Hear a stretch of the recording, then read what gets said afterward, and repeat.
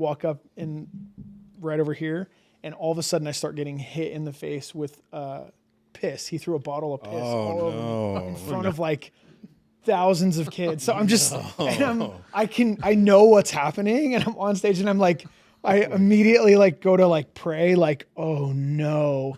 And I'm like, I cannot believe this is happening right now. You're like, and why did you eat asparagus? Do you know how bad that smells? Oh my God, I'm wearing my cool shirt. Why are you doing that?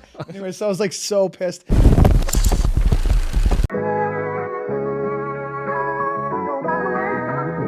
Yeah. See, now people like to talk, I don't really like to hear them. See these dudes naked, that's why I don't get near them. This rap is in my blood, I don't even need a serum. Hometown kids, so you hear the city cheering. Lately I've been going off. Think I'm killing now, man, just wait till this my job. I'm trying to PC sauce. Well, welcome to the show. How are you? I'm doing good, man. Good. Why don't you go ahead and introduce yourself?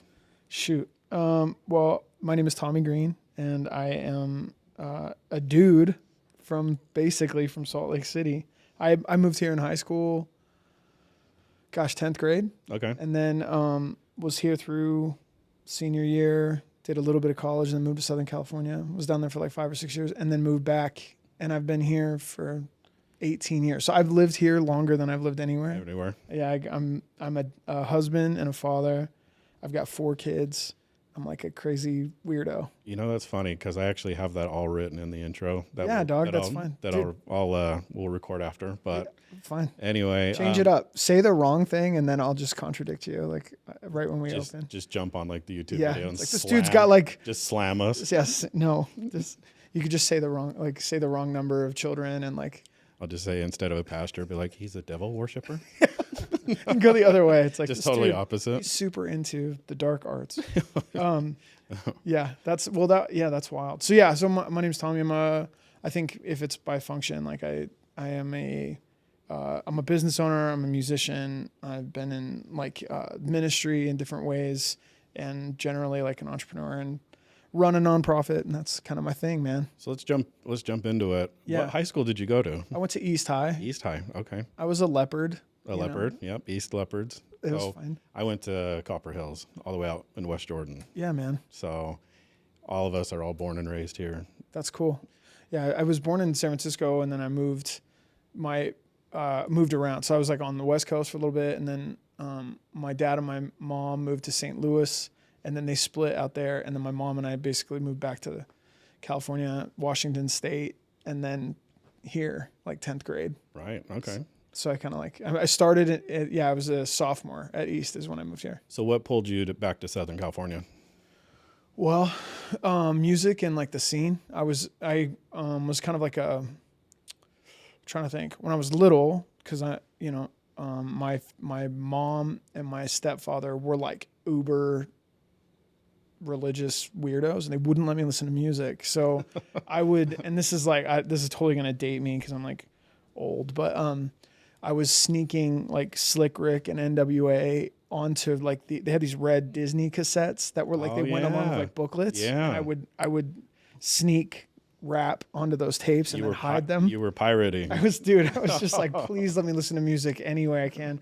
And I think I was like in maybe 5th grade. We had moved from California up to just outside of Seattle, like 1990. Like Tacoma, Kirkland area? I was in Puyallup. Okay. So I was just in South Hill there, but it was like the explosion of underground rock and that grunge era thing was like starting to happen. So I started hearing everything. Like Nirvana and Dude, Foo Fighters Nirvana and this band Crass and Dead Kennedys, and all of a sudden I heard people making their own music. And I remember just being like, I want to do that. That's crazy. Because I thought that rappers were like the best thing I've ever heard in my life. I just like music. But then when I heard people doing it, I was like, I want to do that. So I started playing drums in like 5th and 6th grade and kind of got into like punk rock and stuff. And then when I moved here, I was basically like a punk rocker, and then got involved in the hardcore scene out here. And so I was a drummer. That's like what I was doing. But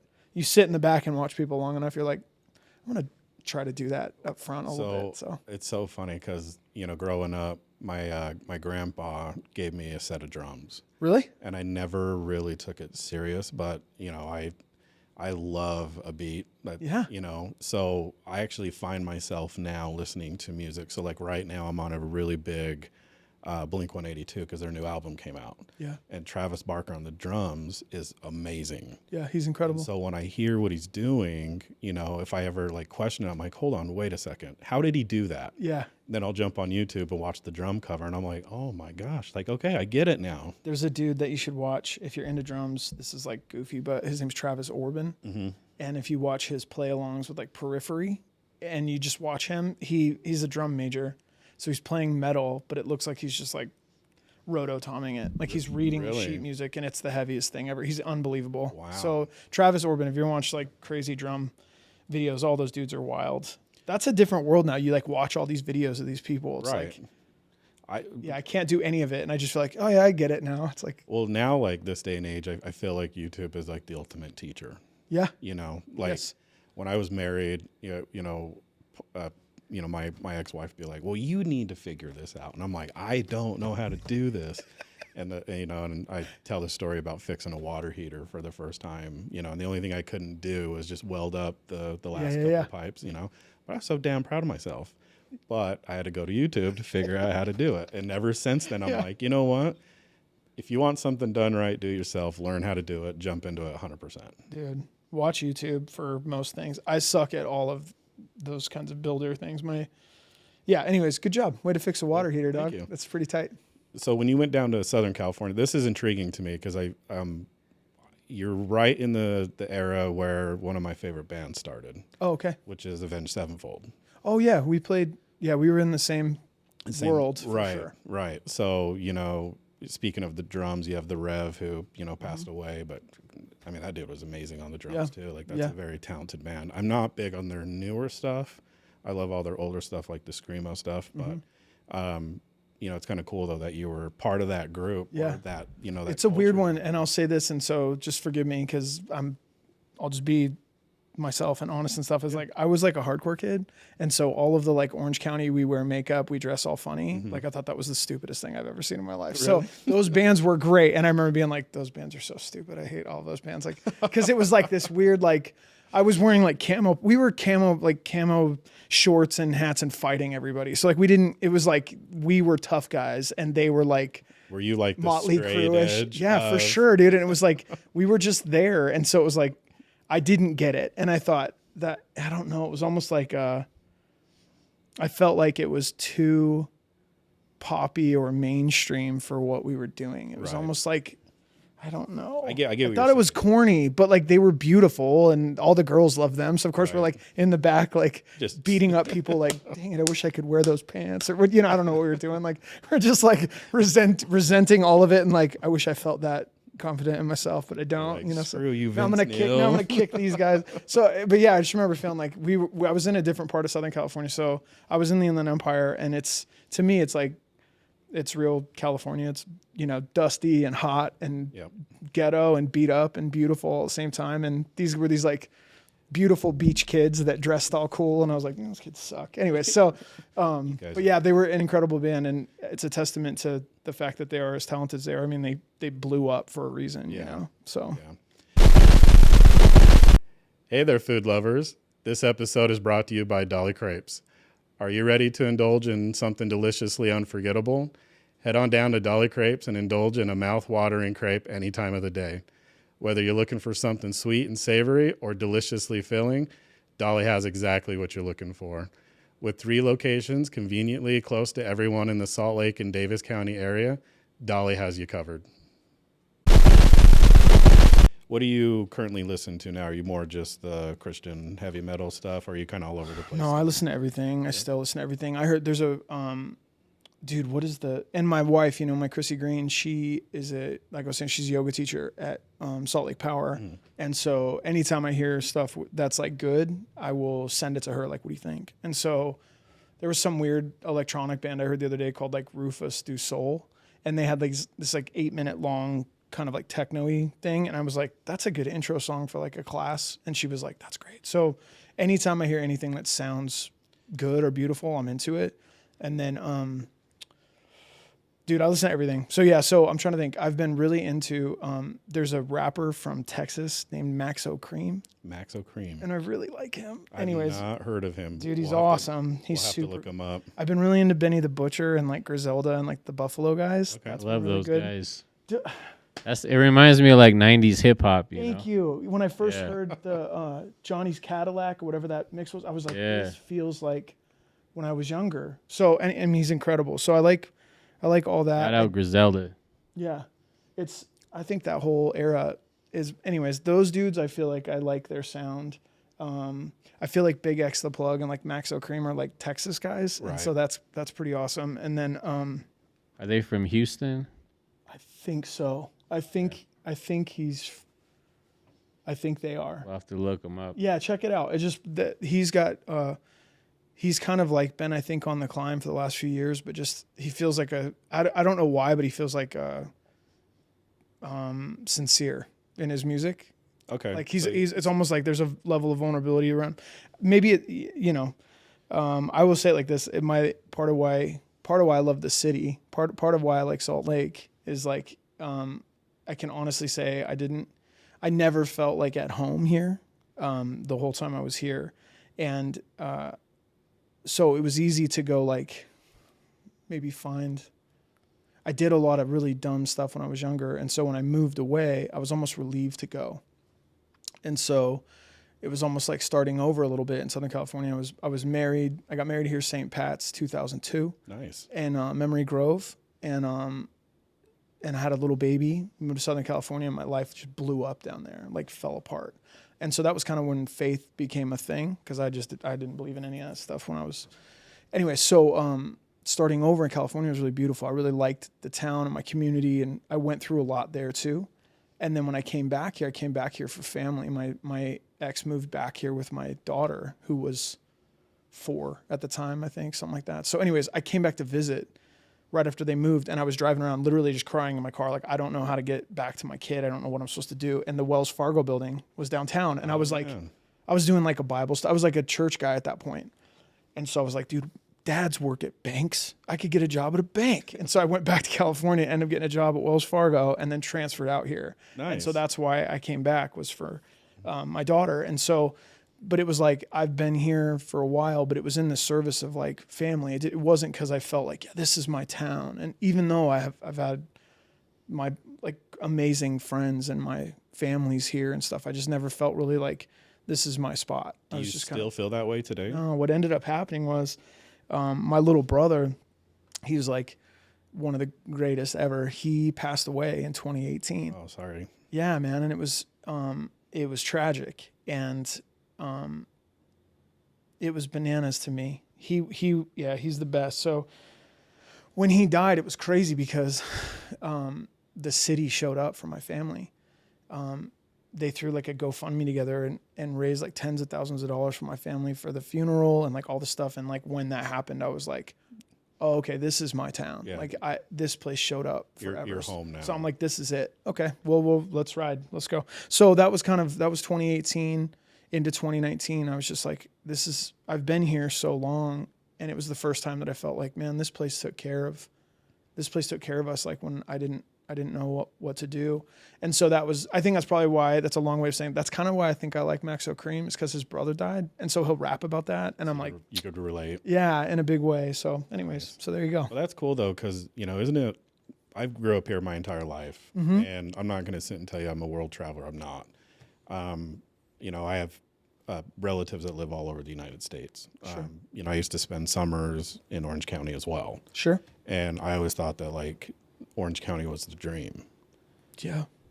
And, and we're talking like Newport, Laguna, that's a dream. Yeah, dog. But like, hey, it's a fantasy, dude. You have to wake up because that's a dream. Yeah. It's not reality. It's not, dude. I think about that. But the beautiful thing about Salt Lake is, and I'm only saying this to Salt Lake, it's grown so much, and it's expanded in different, ways. Like, to me, Salt Lake is so different than what all of Utah represents, you know? And like Park City, I always tell people, Park City's like the Vatican. They make their own rules. It's it's a bunch of California transplants who wanted to get away from the traffic and everything. That's funny. But Salt Lake is so different compared to everywhere else in Utah. So funny. It's kind of hey, we had a friend that was here. He's an executive coach, and so he does performance coaching and like high level coaching with people. And he was actually coaching one of the dudes on the St. Louis Blues. Okay. So we went and met with them before the game that they played against the hockey club a month ago, and all the dudes on the team were just like, Salt Lake is like a vibe a little bit. And we were saying, it's like I was saying forever, I'm like, Salt Lake City is like Denver's little cousin. And we watched Denver like go to like a group home and like get married too young and like not have good infrastructure. So we're like, yeah, we get it. And like, we're not going to do that. Right. And now I feel like Salt Lake City is like the cool younger brother that everyone ignored. I now agree. they're like, let's call them and see if they'll hang out. Like, yeah, I agree. like, yeah. So I do think we're in the middle of a renaissance, which is kind of nice. And But what's really cool though is like, we get the hockey team. Yes. And the company that I used to work for, I was lucky enough to be involved with moving the players from Phoenix to Salt Lake. That's sick. And every single one of them, including the hockey moms and the wives, so two different people. Yeah. Everyone's just like, oh my gosh. Yeah. Salt Lake is so cool. Yeah, it's a little bit of a hidden gem. You know, and then to be able to watch, the hockey team play preseason, and the crowd into it, and they love them. And then you read article after article about how these players are like, wow, like this is what the NHL is all about. Yeah. When you go from playing in front of like 8,000 people to playing at the Delta Center, it's such a different. I have experience. a bunch of homies in Phoenix, and I co-own a screen printing and embroidery company here called Ritual, and so we made shirts they were like Utah Hockey Club. We have a clothing line called Salt Lake City Kids, and so we made Utah Hockey Club, and on the back it said Salt Lake sucks, because that was like their chant, so we were pushing those a little bit, and then on the back we made one that said AZ hates us, we don't care. So you're playing both sides. Well, it's like, it's cool because Salt Lake sucks. It's like, we get it, that's what you think, you got, sure, keep telling yourselves that, like, it's fine. But it's funny because every time people see if I'm wearing one or if someone is, it's like half the time people are like, yeah, man, this place does suck, and then the other time people are like, where did you get that? That's right, because I think it's like I just like people telling themselves the same stupid story. It's like, this place is rad. I love it, but it's funny because I actually jumped on your Instagram when you agreed to come on to the show and started doing like research, and you have a lot of cool merch, like a lot of cool merch, like stuff that like, I will eventually want to buy and get into. So I'll send you guys stuff. If you send me sizes, I'll send you guys stuff. Oh, that'd be awesome. Maybe you can help us too, because we want to get our own merch going too. So anything we can do. But if you guys, you keep me posted, I'll send you guys gear. It's fun, man. You have one of those hoodies that say traffic upside down. Yeah. I'm all about that. I'm like all about that. I'm like, I want that one. It's pretty tight. So Southern California was band stuff.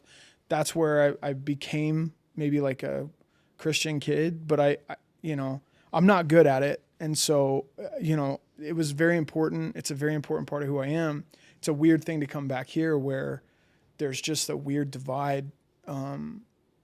What's authentic and what isn't, what is real for people and what's not. And so it's an interesting lane to navigate where like, I'm just not, I feel a little bit like it's hard to feel super connected and supported when, it's like 50-50. It's like half of my friends have been so burned by whatever Christianity has been to them. And then the other half are like cool with it, but like, they're not in it or whatever. And like a majority of my family here, they're not. And most of my close friends are like not. And so it's just an interesting kind of thing to walk out. So it's been weird having that be so loud in the music world, like be a Christian hardcore guy and have this experience being a musician with Sleeping Giant was the old band that I was in. And then in the midst of the COVID stuff, we started Holyname, and both have been really awesome, been really cool. So is Sleeping Giant no more? Yeah, we played from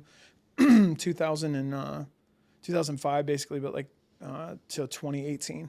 And so, we were a band for basically 12 years, put out like 5 records and toured and played and stuff like that in the scene. And so that's what was weird is I'd be a manager. I was a service manager. So I I worked at a bunch of branches, but I was at the university branch as a service manager behind the tellers.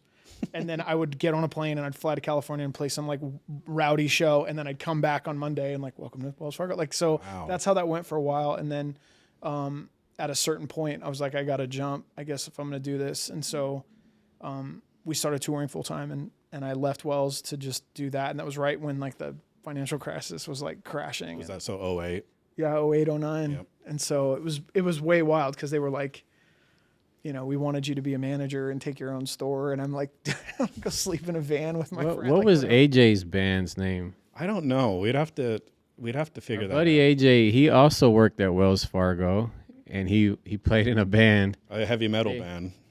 They did pretty good, too. Why don't shoot him a text real quick while we're recording and see if he'll tell you. I'll text him. So one of the things I was actually talking to Lee earlier about, you know, in doing research, you know, and having you on, I don't know if this is the correct timeline, but Lee and I and Mike are huge Korn fans. Yeah. And you've done work with Brian. For sure. So he left Korn. Did he leave Korn to go with you guys at Holyname? No. So he ended up leaving. And some of this, like, you know, it's his story to tell, but as a witness to his life, it's like he left because he was in a bad way and he needed to be there for his daughter, ultimately, him and Janaea. And so he left the band, was on a faith thing, you know, got Jesus magic and got all weird, you know, whatever, and was just like doing his thing, getting sober and just being went completely the other way. He did, man. He needed to. I mean, in a lot of ways, it's like that's good though. Anyone who takes that on and does better, I'm all about that. Well, yeah, he came back after a few years, and it was like we met him on tour. I was in Sleeping Giant, and we were playing these big festivals, and he had a side project called Love and Death, and so he was on tour with Love and Death, not in Korn. And we kept seeing each other at these fests, and we just had a similar kind of belief and energy and stuff like that. And so we just became friends. And then he went back to Korn at a certain point in time. And I think he said, and forgive me if I get this wrong, but it's like, I think he walked up to the bus, the door open, and Monkey opened the door and saw him standing next to Janaea and just said something like, I get it. Really? And that was when they were like, come on stage and play Blind with us at some fest. And it was the beginning of kind of like a reconciliation of their friendships in a lot of ways. I mean, it's like a family. So when stuff like that goes down, it's a mess. So that's when he started making his way, I think, back to Korn. And there was kind of grace in his own life to just like do that again. Right. And man, it's been incredible watching him. So we were friends kind of in that era. We were mostly connected because of our faith. And then I get the privilege of just being a friend to him. And now Korn's like crazy. They're crazy huge. They're like huge again. It's like so wild. Right. So whenever he comes through, he hangs out. We've done business. We actually invested in a building here downtown at one point and sold it. And we've just done stuff together to do things. But he really, like, when me and Chrissy have gone through like really hard times, he's one of those people that I'll call and be like, can you just be praying for us, man? Because I know that he will. And so he's been a really cool friend to us that way. So he's been in Korn, and then I showed him the demos of the Holyname stuff in 2021. And he knew that it was because me and Chrissy Green had been going through a lot of really horrific stuff. And so he was like just cheering for us in that. And so then we did a show and a live show in Chicago and like filmed it all. And that's when I called him, and I thought he was going to come and sing. He wanted to come and sing on a thing. And he showed up and he's like, am I playing guitar? And I was like, I thought you were singing. What are you talking about? So you're like, buddy, what do you want to do? Whatever you want to do, dog. Like, what are you talking about? Like, so anyway, so we've had the opportunity to collaborate and stuff like that. And him being connected to Holyname is partly what I think has given so much attention Launched to it. you into Yeah, for sure, man. He's a part of a really big deal thing. And we're like, just some random band. Well, that's cool, though. AJ's band was Becoming Shadows. Have you heard of them? Or Chasing Obscene? I have not heard of them. Yeah. When did they do stuff? I want to say in the 2010s, I believe. Man, there's like a really good chance that while they were doing that, we were touring all over the place. And we'd come through and play, but we weren't a local band to Salt Lake because everybody else was in Southern California. Right. I was from here, but no one else was, you know? So where's your favorite place to play? Like, out of all the places you've toured? I mean, honestly, like I love Southern California and I love here.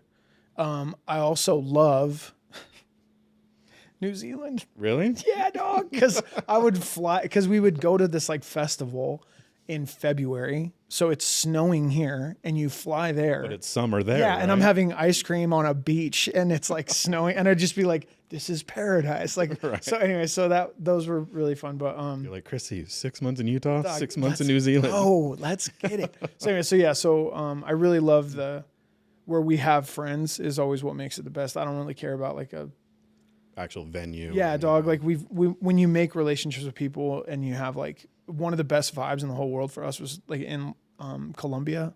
So like the kids were incredible and it was rowdy. I heard Brazil has a wild scene. Yeah, we got hemmed up pretty good in on a tour. We were supposed to go to Brazil and we ended up stuck in Bogota for an extra week because the promoter basically absconded with all the money. So we were supposed to fly into Brazil and he kept telling us like, oh, we can't get there. We can't get there. And then we started getting Facebook messages from kids like, hey man, aren't you guys coming? Cause like we paid all the money and da da da da da da. And we were like, what? And so, yeah, it's like not my finest moment. Cause I was, we ended up basically we ended up having to have a talk with that guy in a hotel and being like, okay. So we've never been to Brazil because he messed up, but You did the scene from Wolf of Wall Street and they hold the guy over the balcony. just shaking him.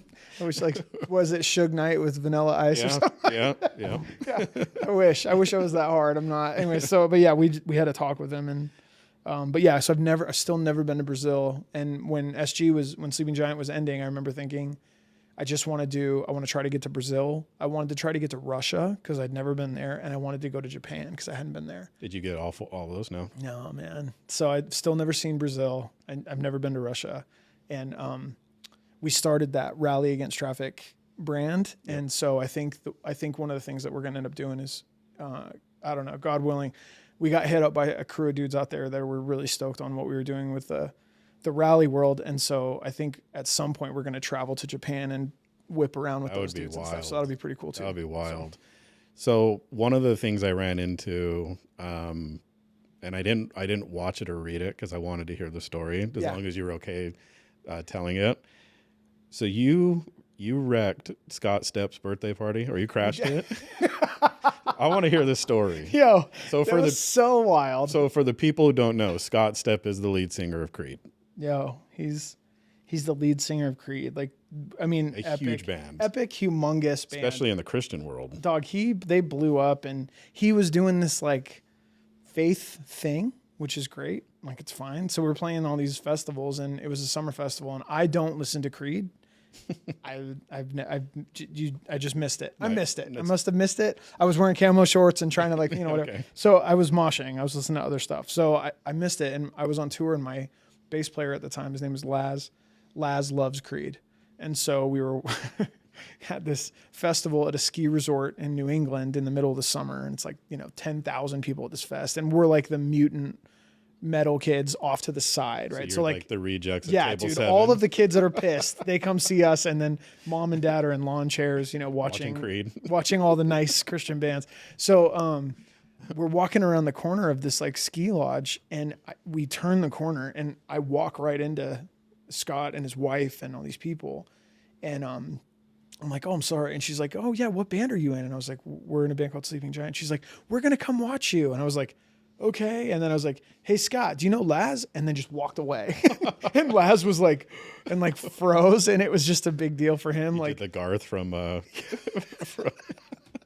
yeah, like, just put him on spot, and it was sick. So anyway, so I leave, and then he comes up to me like later, like, Carol, you did that to me. Anyways, so we play our set, and then it's like later afternoon, and we're sitting in the kind of the cafeteria area for the bands. We're just having food, and the doors open, and Scott and his wife and all these people come in, and they're throwing a birthday party for him. And so then we got invited to come and sit with them and like be a part of Scott Stapp's birthday party. So I have had birthday cake with Scott Stapp in the middle of New Hampshire, and that's what cool. Even is our life. I don't even know. I thought this was going to go totally different. I thought you were going to like barge into the doors like a punk kid and start beating people up. No, dude. It was like, I just remember feeling like what is even happening? And in some ways it was like, it's a great experience. Yeah, no, we did not. I wouldn't have ruined his birthday party. I just wouldn't have been there. I'd have been like, oh yeah, I got to go. That's cool though. We got to dip. What other celebrities have you ran into on the road? I missed it. This was funny. When Sleeping Giant first started, like I said, we would fly out to places. You know, I'd be coming from Utah and they'd be coming from like Ontario or LA or something. Like they'd be on the plane, and they were shooting videos of like Sleeping Giant on tour, and they ended up having an entire day with Andy Dick.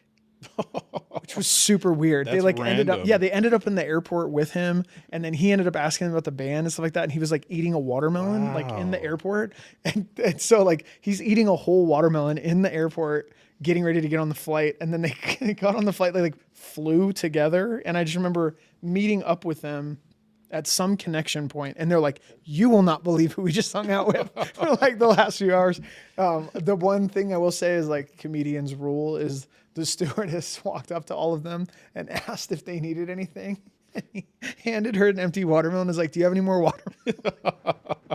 So that's what I remember about Andy Dick going, yeah. So Sleeping Giant hanging out with him. That was pretty cool. For me, it's like, we've had the opportunity to play with and be around like so many cool people that it's just like, yeah, it's been really cool in that way. Like underground music, somehow it's the same thing. It's like, you know, subculture music kind of ends up bumping into the mainstream like 20 years later. And so it feels a little bit like the hardcore scene that I grew up on is now becoming more the mainstream now. Mm-hmm. You have bands that are playing Coachella, and you know, Billie Eilish is watching from side stage, and you're like, what is happening? Like what even is this? So have you done Coachella or any of those, or Burning Man? Or I've been to Burning Man for sure. I've been twice, but I went there for like church stuff. We were just trying to minister to people because it was like, it's pretty gnarly out there. Come here, heathens. No, dude, it was literally just like giving people water, like, because have you ever been? I've just heard stories. Dude, it's super intense, and like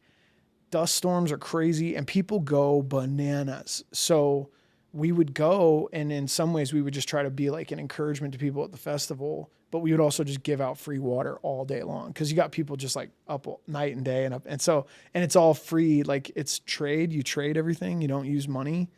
And so we would trade water and time for people to just like rest and stuff. And everyone was really wild.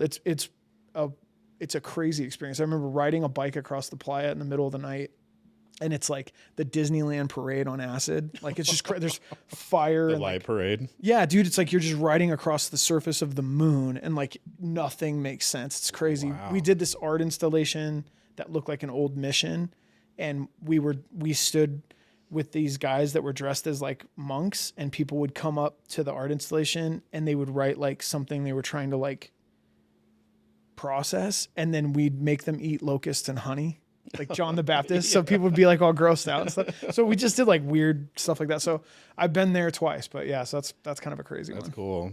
So I want to shift gears, because I know like another big thing that you're into is like the, you know, anti-human trafficking movement. Yeah, man. How did you get into that? Dude, that's a good question. So my wife, Chrissy Green and me started an organization called Run Against Traffic. And we started that on the heels of a really horrific experience. I was in Sleeping Giant, and I had a YouTube channel in my kitchen. We lived by Liberty Park, and I just wanted to encourage kids and, you know, try to give to the same scene that kind of both hurt me and helped me. And so I just was like, hey, if you need anything, let me know.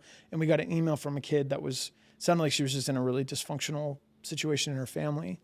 And I wasn't trying to talk to a girl online. Right. So I was just like, Chrissy and my assistant at the time, I was like, can you guys reach out to her and see if this is real? Because I don't know.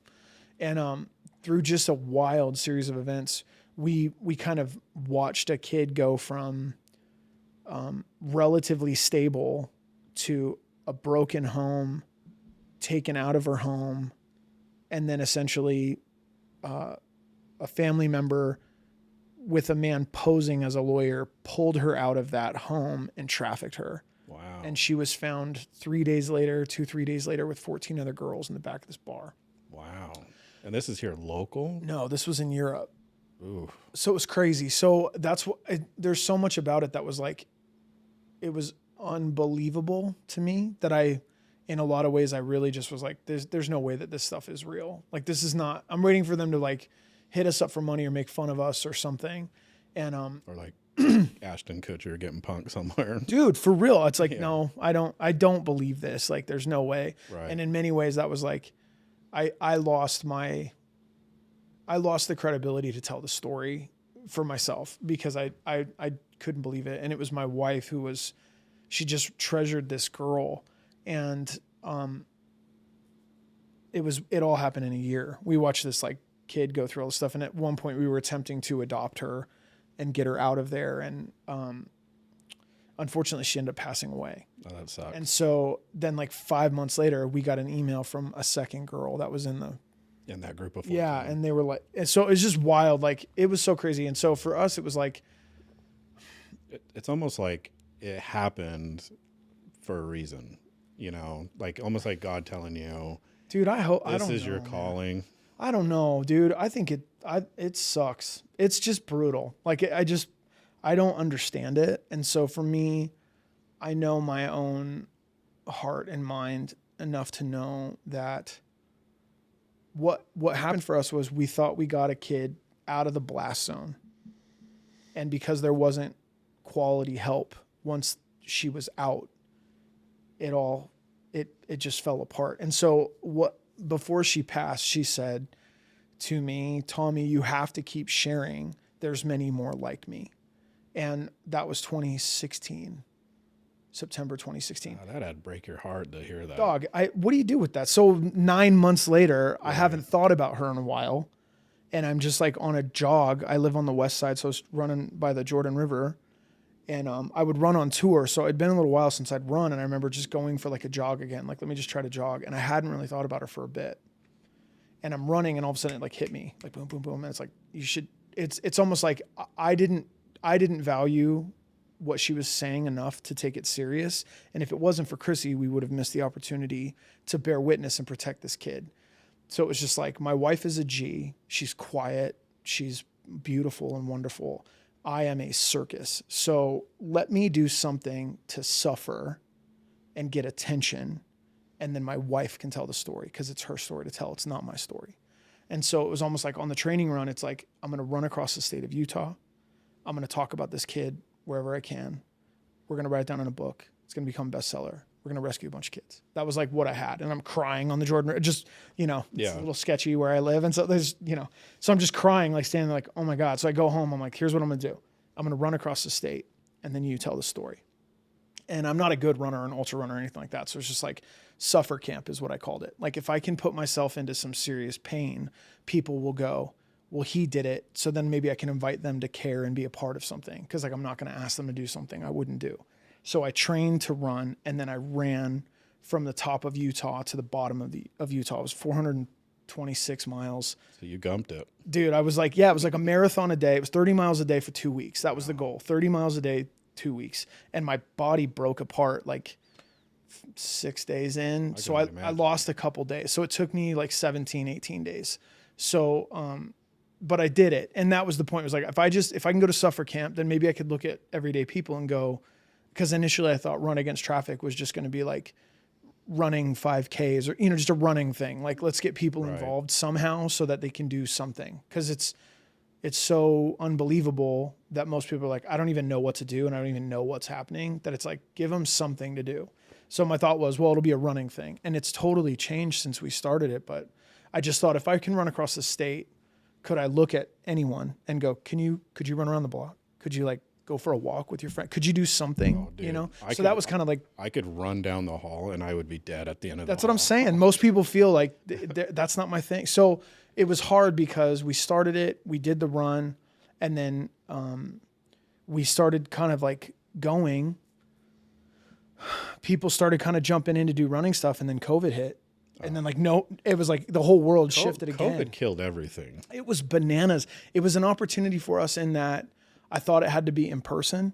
And then all of a sudden, wherever people could get out and do stuff, people started doing it digital. So like once a month I would do a digital run and people would just tag us from all over. Right. That was cool, but it's like, it killed all the momentum for sure. Like there's so many negatives to the COVID thing. The only positive that really came out of the COVID thing is people woke up and started researching exactly what our government was doing. You know what I mean? And I just it doesn't matter what side of the aisle you're on. You're kind of seeing the aftermath of it right now, man, when they start cutting everything. Yeah. But that kind of leads into my next question. Yeah. Like, do you feel the government is doing enough to combat this? I think that, well, I have a weird take. Yes and no. I think government is, I don't know to what degree government can truly solve problems of the heart and soul. I think that government is like law.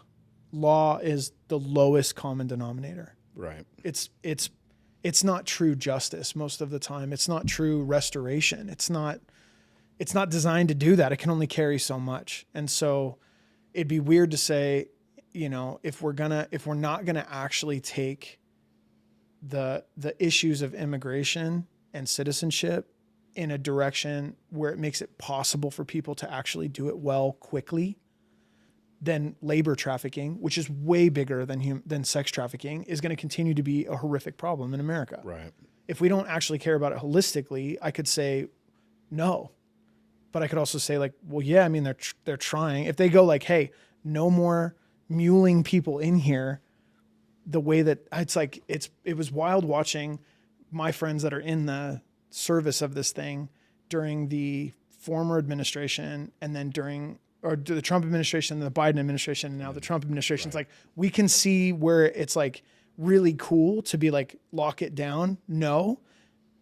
But if we don't create our own systems to take care of the actual people that need a place to come, then no, dude, it's all going to happen all over again. So labor trafficking, I don't know. Sex trafficking, maybe. But I also know that because it's so politicized, the injustice of human trafficking is indiscriminate. And if we politicize the issue, then the people suffer. Yeah. So I don't feel it should be politicized. I think anytime you politicize any subject, you were really opening up the division of what's happening today. And so, but on the flip side of that, you had the Trump administration, the first go around, did a good job of kind of limiting, what was coming into the country. Yeah. You had the Biden administration that said, hey, wide open, come. Yep. But and then now you have the Trump administration that now has to go even further to stop it. What I'm really hoping to see is kind of like what you were saying is some sort of policy that gets created to where we do allow people to come into this country that are worthy to come into this country. Yeah, man. Well, I think the people that I know in communities that are going to be completely adversely affected by a rigid anti-immigration policy and a really strong border, let's say. Well, that's your farmers in Southern California. That's what I'm saying. It's like you can see both sides. You can see the people that are genuinely affected by it because they're there. You can see all the people that are afraid of what's going to happen. It's like, I just care about people.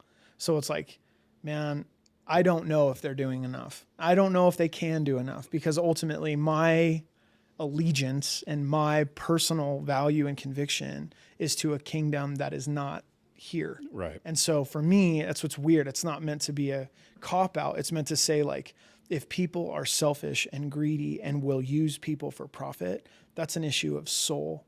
And all that we can do is set up rules. And I don't know about you, but like, I'll jump a fence. You know what I mean? Like, I will break a rule. So if I don't change someone's heart or perspective or mind somehow, this is issues of the human heart. So you and I are a lot alike where, if I have someone that says, hey, you need to do this, I always say, okay. And then I'll do the opposite. Well, to get the reaction. I don't know if I would do, I'm willing to do the opposite. That's what I would say. It's like, I don't want to be I'm not trying to be what do you call that? Like a martyr. An anti guy. I'm not trying to just be like an anti. It's like, oh, tell me this, I won't do it. It's like, bro, I want it to work. I want there to be peace. I want there to be freedom and love and truth and hope. And it's a really wild time. So the trafficking issue, if I looked at it from a trafficking standpoint, I would say that most of the people I know in that space really love when the Republicans lock a bunch of stuff down and go, no, because it stops a lot of the problems that we're seeing. What they don't do is seem to care about The aftermath. the people that are like getting mowed down by harsh policies like that. All my friends that have family that are undocumented, or they're connected to that way more intimately than I am, bro. They hate that stuff. It's like we can fix one part of it and not the other. So because it's nuanced and because it's multifaceted, it's like, it's people that it's ultimately going to be empathy. It is going to be compassion. It's going to be understanding, and it's going to be justice. It's going to be true boundaries that are going to protect, I think, innocence and people. But if we have systems that are going to undermine those things, if we care more about money than we do about people, we're screwed no matter what. And I think that's generally where this country goes, is more about the Dog, money. it's like if it's a business and now we're so stoked to get back to business as usual, it's like I'm not, because people are going to suffer. You lose the human element out of all of it. Dog, and that's all we are. Right. That's the thing that I'm like, hey man, I'm not going to play that. That's like anything that would undervalue a human being that I have to say is made in the image and likeness of God. I don't care who you are. Absolutely not. I have to fight and die on that, which is like, I don't care which flag I piss off. I don't care which party is mad at me. Right. It's like people over whatever your thing is. Right. I don't know if I don't know. And I'm also like a moron. So like you can take that with a grain of salt and like whatever, but I would just say, it's like, if I say, I'm really glad that we're stopping the flow of maybe a level of criminality at the border, but if I'm not helping people actually become citizens of this country, I'm going to put a number of people that I know in fear and panic. And that's not fair either. Like, we've got to do a better job across the board. So I go, I don't know if the government cares. I just don't think that they're supposed to. Like, I don't know if that's what it is. And that's where I just go, I'm a church guy. So on some level, I'm like, I don't know, man. I don't know. I don't trust, but I'm also working through my own stuff. I don't trust anyone. So like, that's good though. I think is that good, Lee? I don't know if that's good. Yeah. I just have a hard time. I'm there with you. Trust is hard. I mean, it's got to be earned. It's not given. Dog, I feel like it's been broken pretty severely in my lifetime. I'm 44, and I feel like as a punk rocker, you're like, dude, I don't believe you guys. Yeah, and then you get older and you're like, wait a minute, you got to figure out a balance of this. And now I'm like, yeah, I don't believe all the punk rock stuff, but I believe like a lot of it was pretty good. Yeah. And then there's a lot of it that I'm like, yeah, it's stupid. It's almost like we can't run the country like the high school kids that we are. Yeah. Like, you can't. You can't. But dog, you better bring some of that heart with you or you're going to lose your mind like in this. So I don't know, man. That's my thought is I work in the aftercare space. That's what is like the goal of Run Against Traffic is to essentially create resource for aftercare, because like most people don't even think it's happening here. And I had a meeting with, members of the Attorney General's office, aftercare agencies, counter-trafficking agencies. And it was at a building here. And this lady said, what high school does your daughter go to? And this was like 7-8 years ago. And so I was like, yeah, goes to like a school here in town. And she's like, yeah, I've got open files on kids in your daughter's high school that are being trafficked by family members. So that's where I just feel like, so that's for heavy. Run Against Traffic is like, I need people to even acknowledge the fact that it's happening in Lily White, Salt Lake City. And they don't even think it's true because they think it's all a Republican conspiracy theory. Or right. It's like, I've had people not jump into fundraisers with me because, and I'm not a Republican, or I'm not like on a team. I'm not doing that. And I go, hey, I just want to raise money to help aftercare, because people come out and if they don't have quality aftercare, they go back. And I just don't want them to go back. And because of the politicizing of it, the people that I know that are more left-leaning are like, I don't want to get involved because then I look like I'm part of this other thing. And I've had good people say, I can't, because the issue's so slimed with these political lenses. And so I'm standing there going like, this is so stupid. I can't believe this is happening right now. Well, it's like, you can't even like, to me, it's so hard to take those people serious because you see a problem. Yeah. It is a problem. It's not made up. It's a real deal. Mm-hmm. Like, screw your team you're on. Dog. Like, this is the problem. Like, let's try to fix this. Totally. But I also think too, it's like, and I'll say this as like if the dudes that are trying to fix it are lying, then how do you believe? Right. And that's what I'm saying is like, if you have these organizations that are supposed to be doing good stuff and then it's like they're full of scandal and all sorts of stuff. It's like, that makes the good guys look like bad guys. But I mean, just take the government in general. They lie about everything. I've actually had this debate with a friend. So he has another friend whose mom used to be like in military intelligence. Wow. And they used to try to get her drunk to get her to spill the beans. But, supposedly she's been to like Area 51. Oh, wow. And she'll sit there and tell them like, I know what you're trying to do and it's not going to work. I've had training on this. Yeah. Just know that there are things that the public doesn't need to see and if you saw them, they would rock you to your core. Totally. I actually don't believe in that. I really don't, because we've known about stuff for so long that if the government finally came out and said, okay, guys, this is really what happened at Roswell. You caught us. Yeah. Or like JFK was really assassinated by a group with the 3-letter agency or the mafia. You caught us. We covered it up. People aren't going to riot in the streets, Are there things that we should not see, like technology-wise? Yeah, I agree with that. But I think there's so much stuff out there, like just be open about it. Yeah. Yeah. Like, and when the government sits and lies, like these, like I was actually, talking to my dad, who's a hardcore Republican. And, he always likes to recap everything every time I talk to him. And I'm just like, oh, Dad, I love you. But, sometimes it's too much. But anyway, I'm just like, I always tell him, I'm like, don't get caught up in the political theater. I'm like, Dad, you know what 3-card Monte is, right? He goes, yeah, the card game. I'm like, yeah. The whole thing is to get you to look in one direction as they're doing stuff over here. Yeah. He's like, do you really think Trump is like that? I'm like, yes. Yeah. He built the whole career doing that. Like, what are you talking about? Like, yes, they're crooked, all of them. They're all bad. Man. And then you listen to some of like these elected politicians speak. Yeah. And I'm just like, oh my gosh, this is who's running this country. I know. I feel the same. That's what I'm saying about high school. It doesn't matter like, what party you're in. Like, these guys are morons. I'm not. I don't want to be them. I'm not interested. No. Gosh, I watch it and just think like, I just feel like we're all just like bigger versions of these like high school. I just see these people and I'm like, you're making policy decisions. Yeah. Like I know you. I remember you. I remember you and your type from like back then. I didn't like you then and I didn't believe you then. And oh my God. I don't like so you I get that feeling. I get the cynicism of it. And that's what's sad is like, I think I don't know what I want there to be more like fruitful discussion around trafficking, because otherwise it will just get painted into kind of like camps. And so for me, that's where I'm like, I have too many friends in LA that I would be doing them a disservice by not saying like, man, you can't do what we're doing and expect it to go well. You can't, even as a country. It's like, well, it's safety, it's law and order or whatever. And it's like, people are going to suffer like needlessly.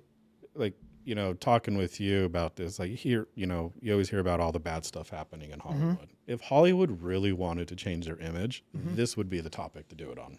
Well, you would, except that you do a movie about it and it goes really well, and then there's all this scandal following the movie around the guys that are putting it on. So it's like, man, we can't get a good look. And that's why I think if you put out good art, and if Hollywood can put out tasteful art, then I think the culture can change around it. But I do think, again, it's like we're talking about the human heart.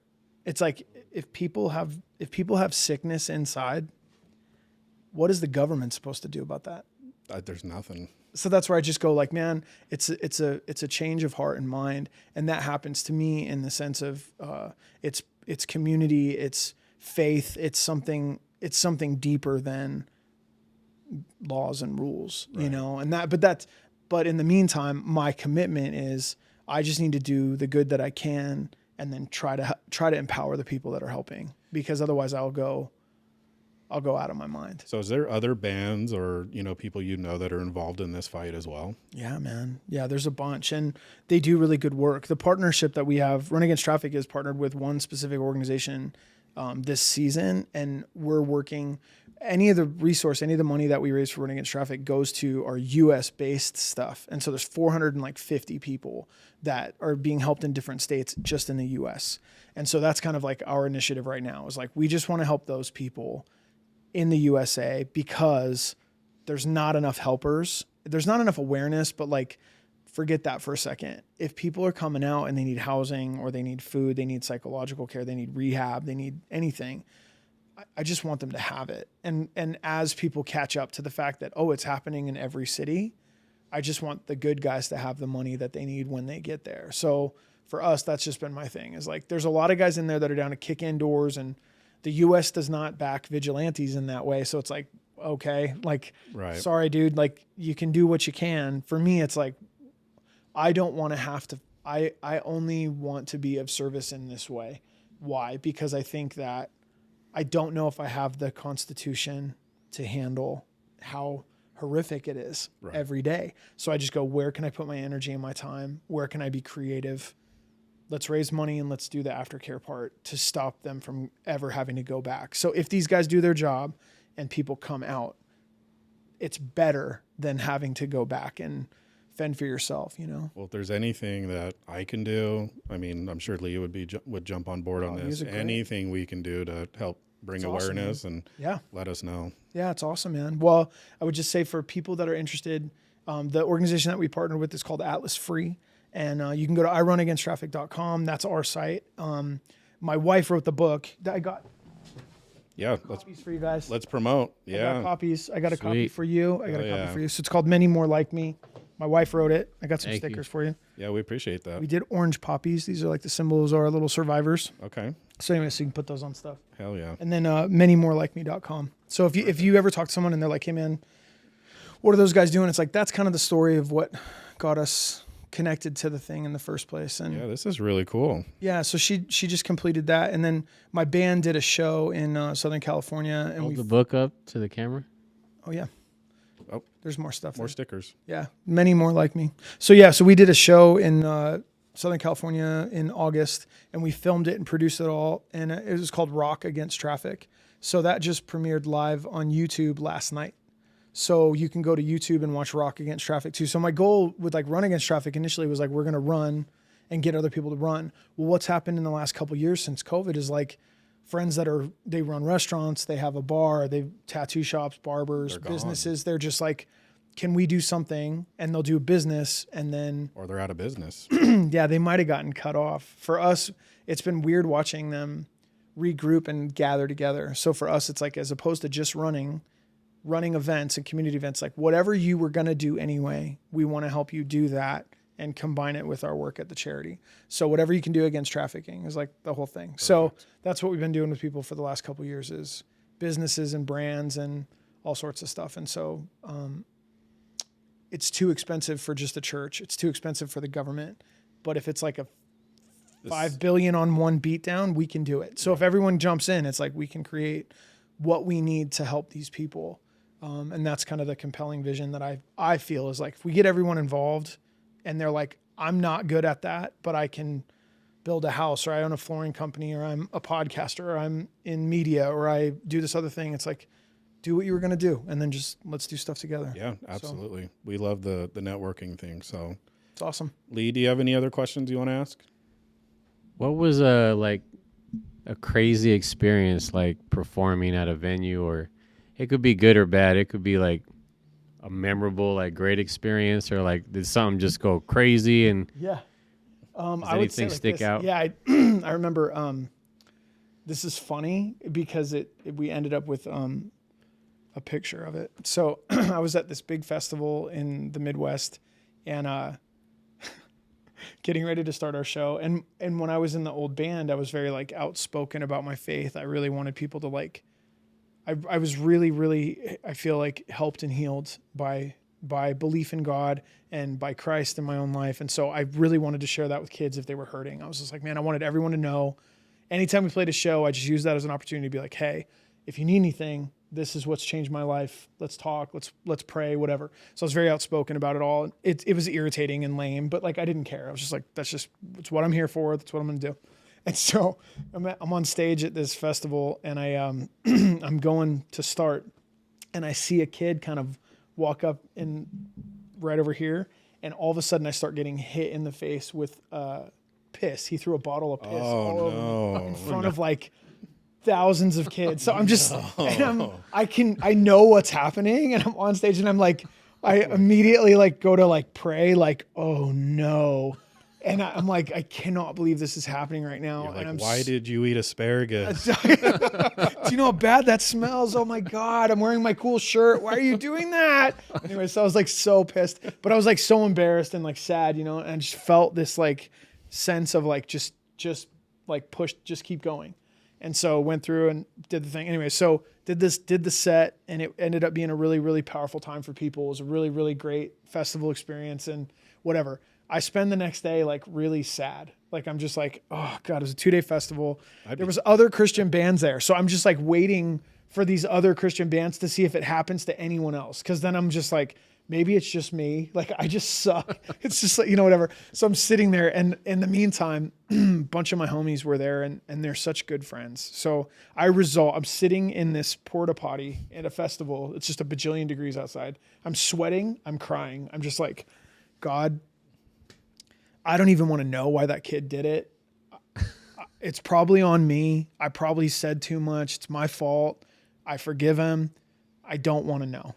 And I like get out of the porta potty, right? I walk to the tent where we sell our merch, and there's a line of kids there. This is the next day. And I'm standing there. I walk up, and this girl goes, I know who did the thing. And I was like, I don't want to hear it. And I just walked away. I was like, I don't want to know. I don't want to know. So I walk away. So like 25 minutes later, I do like laps, and I come back, they're gone. And my dear friend, Eric, is sitting behind the table, and I'm sitting there for a second. And I just go, sorry, dude. I mean, should I have asked? And he goes, don't worry about it. I found out. And I'm like, don't do anything. And he's like, no, I found out. And I'm like, whatever. So later that night, I'm watching this humongous Christian band play, and I'm waiting to see if it happens to them, because it's like, maybe I don't have to be the only guy that happened to, so I'm just like watching. It's You're like, come on, Team P. Yeah, dude. So hit that guy with piss too, please. Like, so don't let me be alone. Anyway, share my devastation. Yeah, please. So I'm just like watching. It does not happen. So I'm talking to a kid, and I look over my shoulder, and there is an army of my friends parading this like kid towards me. And I'm like, oh no. And I was talking to this guy. I'm like, excuse me, just one second. And so the kid walks up to me and goes like, hey man, I'm the guy that like threw piss on you. And I was like, hey man, don't even worry about it, bro. It's okay. It's okay. Thank you for coming up to talk to me. And he's like, goes to give me the story, right? It's like, we just talk shit on you because like we just don't. And I'm like, oh, whoa, we're all good, dude. I don't need to know. It's okay. It's okay. Thank you for coming up and talking to me. And so, anyways, it ended up being like a really cool experience for this kid, and it ended up being a really cool thing for a bunch of people. What was funny about it was my band put out merch, right, for tour. The next tour, we did a t-shirt, and the t-shirt is me in that tent, and it looks like water's hitting me. That is the moment this kid is throwing piss on. It's on the back of one of our band t-shirts, like commemorated forever. And I think they think it looks like kids are throwing water bottles. I'm like, no, that's right when that kid like, hit me right in the front. So anyways, that's just kind of a funny one. But do you remember the "Don't Tase Me, Bro"? Don't tase me, bro. Do you remember that? No. There was something going on at it was at a University of Florida deal. And some kid was out of control, and the cops tased him. And right as they're tasing him, he's like, don't tase me, bro. Imagine a shirt with that symbol that said, don't piss on me, bro. Don't piss on me, bro. Don't do it. Yeah, no, I think there's been a bunch of really cool things. Like, I will just say this, and this is like the weirdo part of me, is like, I really do believe in God, and I really believe in the supernatural and like miracles, and like there's something else. And so we would be playing like metal, screaming, yelling, kids are moshing, kids are breaking stuff and fighting. I mean, it's just like crazy. We played a show here at the complex once, and a kid got stabbed with a pen during our set. I just remember being like, it's wild. Like it's just a violent scene. And in the middle of that, dude, kids would come up to us and be like, bro, like, a lady came up and she had surgery on her spine, and her vertebrae were fused together. And she's like, I couldn't do this before. And then she's like shaking her head, like God, like doing crazy miracles in the midst of this chaotic world. So that was like the world we lived in. It was like rated R, but then like crazy stuff is happening, and then like wild stuff is happening. So that was kind of like, that was my experience of what this is. And so it's like, it makes tons of sense. So, yeah, I'm getting hit with piss, but like, really, it's a great story and made for some cool merch later and like whatever. Yeah, that's pretty crazy. Did you keep some of that merch? Yeah, still? For sure. I have it in a bin in my basement, just that's like cool. Old stuff. My son is 14, and so every once in a while I'll just like throw him something and he'll just wear it. And I'm like, that's kind of tight. Just don't throw him a bottle of piss. I'm not going to do it, dude. I don't even know if he knows that story. I don't know if I would. Anyway, so yeah, there you go. That's cool. That's a crazy story. One more thing I'll say that I think is kind of fun. I forgot was like, so I was in the band, and then that guy, Eric, I was telling you about, was like my dear friend. He co-owned a merch company in Southern California, did all of our merch. He sold his half of that merch company and funded his first movie. Wow. And so he funded a film. It's like an indie, and we and I just wanted to get shot with an arrow. Yeah. That's what I said. I was like, let me get shot with an arrow. And that was like my dream for movies would be to be the guy that's like some action show where like he's like, this is for the kids, and then just like blown out of a window, like one line and then you die. Like the old Schwarzenegger one-liners. Yeah, dog. That'd be so sweet. Like, take this job and shove it. And so then you were in that movie then? I got to be in the movie. Yeah. So I read for it, and he made me the lead in the movie. Wow. So he called me and he was like, he had me do a thing, like a audition tape. And my kids interrupted. It didn't matter because it was for Uncle Eric. It like didn't matter, you know. Like, so you got the part. I did this read and sent it to him, and he's like, "Hey man, I showed it to the producer, and it was a good read." And I was like, "Really?" And he's like, "Yeah, we want you to be in the movie." I was like, "Really?" And he goes, "Yeah, we want you to be the lead in the movie." And I was like, No. And we had to go back and forth because I was like, "Man, you sold your whole business. Like this is like a whole thing. Like hire an actor. Please hire an actor." And he's like, "No, man." So that movie's called Dark Arrows, and we filmed it just after COVID stuff hit. We got like 80% of the way done. Then there was all the like riots and stuff. And my co-lead, she lived in an apartment above Hollywood Boulevard. And she got such bad fear and kind of agoraphobia during all that she couldn't come back. Really? So we had to recast her and film it again in 2021. And so I've been in the movie twice. And so we filmed it all, and then it's been post-production and edits and stuff like that. So the movie's called Dark Arrows, and it's supposed to come out this fall. Okay. So I'll shoot you a link to like a trailer or something. But initially we were going to have to do it all ourselves. So I was going to do it at Broovies, and then at like we were going to do LA here, Nashville, and Denver, and just like do our own premiere stuff and then put it online. And I think there's a shot that it's going to end up in theaters now, which is cool. But that's cool. Yeah, kind of a weird deal. It's been years, and it's very weird watching it like fully independent style. So you did take the lead then? Yeah, I did. Yeah. That's awesome. Pretty crazy. Was that nerve-wracking to get going? Dude, I never done that crap before. Like, that's crazy. It's crazy. And it's like a pre-Western. So like the 1840s, like full on like cowboy. Native warrior. Yeah. Yeah. So action and drama and all this stuff. And I got to like pretend that I know what I'm doing, and I don't know what I'm doing. And my co-lead, Shaw, went to England and was in like Shakespearean.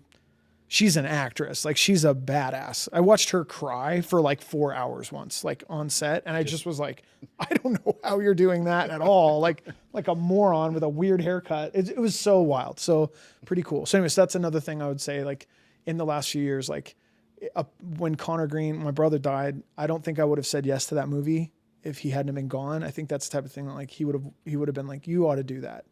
And then just in general, like kind of going through these last few years with Run Against Traffic, he sent me a text before he died that was just like, I know that Sleeping Giant isn't really over for you. I think it's going to be a run, and then it's going to be a book, and then it's probably going to be something else. And so it's just cool to like, I have all these screenshots of Connor just saying he was at our last show. That was the last time I got to hang out with him. Was February 2018. Like my whole family went to the Glass House and we were all together. And then he went back to Boston to do restaurant stuff. And it was just a few months later that he passed. And so it's cool that he was like, I don't know how I feel about Sleeping Giant breaking up. Like, I think I'm sad about it, but like, so I have this screenshot of this conversation, and it was stuff like that where I just went, yeah, like whatever's coming, I don't know. And so he believed in the run. I know he wanted us to do stuff. I didn't see a movie coming, but like, that's the most empowering thing. Like I remember, starting the podcast, and one of my good friends who's like a brother to me is probably my biggest critic. When I step out of bounds, he's pulling me back in, vice versa. Yeah. And he listened to like one of the first shows, and he goes, you have the voice for it, go get it. Come on. Yeah. That's always really awesome, man. And then, of course, like my dad, who is very, business oriented, he watched an episode, and it was probably one of my more wild ones. Yeah. I'm not going to lie. But he's just like, you're great. Like, just keep going, just keep awesome. doing it. And it's just like, wow, like it just gives you so much more energy. Come on. When you have like all these people champion everything that you're doing. Yeah, man. Well, I definitely can sympathize with that for sure. I think it's really cool. I'm very, very, very grateful to have been doing what we're doing. I have a lot of hope for what we're doing in the future, and the print shop and Rally Against Traffic, and like, trying to do like business, and we're giving, selling merchandise for car people now, and like giving away cars and experiences and stuff. It's like, we're trying to do whatever we can to fight. Right. I have hope for that, but like, you're right. You need people that are going to be like, dog, keep going. Yeah.